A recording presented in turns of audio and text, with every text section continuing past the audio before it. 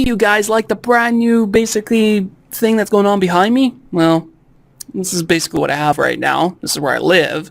And overall, I'm actually quite liking it. If you guys are curious on why I moved and stuff, link down in the description box below. But with that said, let's get into the Help Tech news for this Monday edition of the show. So with this said, let's get into it.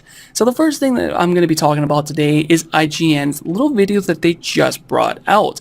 What is that video? Well, the video is that IGN is showing off basically the NES Mini. Now, when I heard that this thing was coming out, I didn't put a lot of research into this thing. I was like, well, fuck it. I could just buy all the games through my Wii U Virtual Console.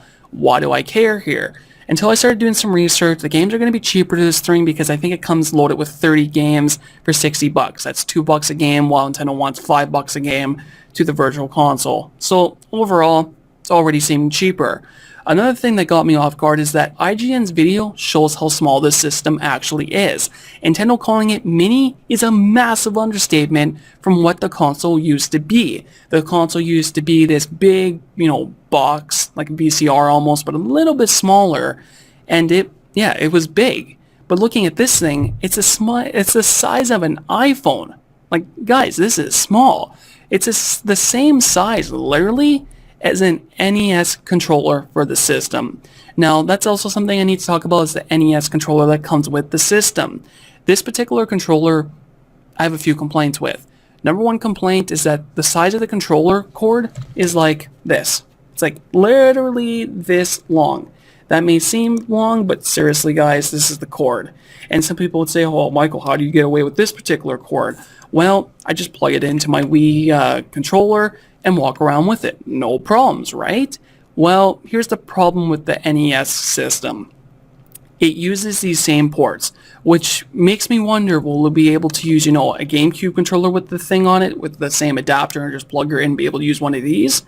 Or does it actually have to be an NES controller for the system? Can you get away with this, or do you got to use that controller?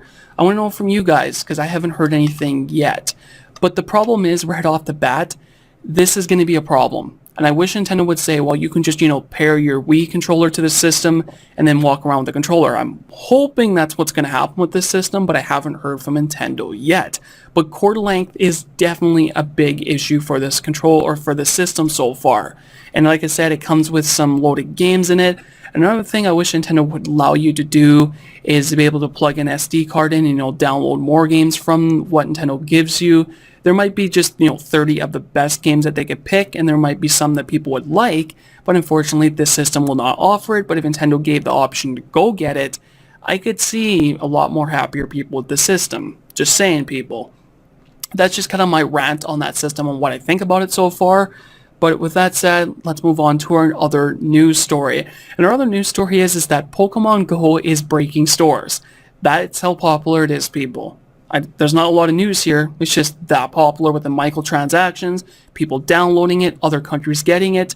And you know what? Honestly, the first day it came into basically the Canadian App Store, I had friends, are you playing Pokemon Go? Are you playing Pokemon Go? And there's only 3 people, and all 3 people are playing the Archaic Freeze. That 4 people are basically work with me.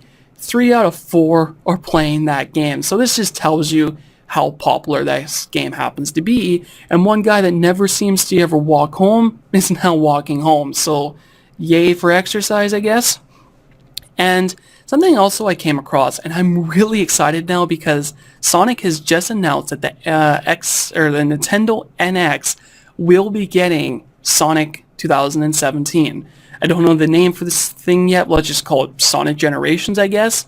Will be coming out for the NX, and I'm so happy to hear that because I think Generations didn't come out for the Wii, and it kind of bummed me out a little bit. Hopefully it is coming to the PC as well, like Sonic Generations did, but I don't have much more to say about this game.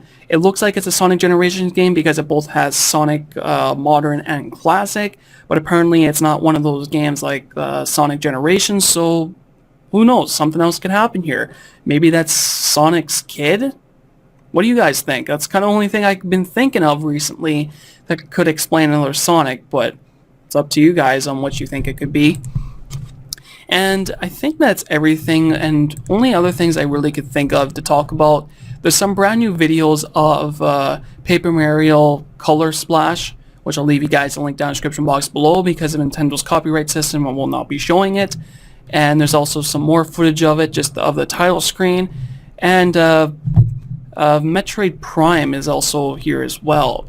I'm not too big about these games. Like, it looks like it's going to be a good game for the 3DS, but it doesn't look like it involves Metroid yet. So I don't know exactly where Nintendo's trying to go with that game so far, because again, Samus is not in the game. It looks like it's a clone of something. I don't know yet, but anyway, that's your guys' news for today. If you guys are interested in checking out more of me and the tech stuff I do on this channel, please be free to subscribe, like the video, and leave your guys' comments on what you thought about this particular episode today on the topics I talked about. See you guys.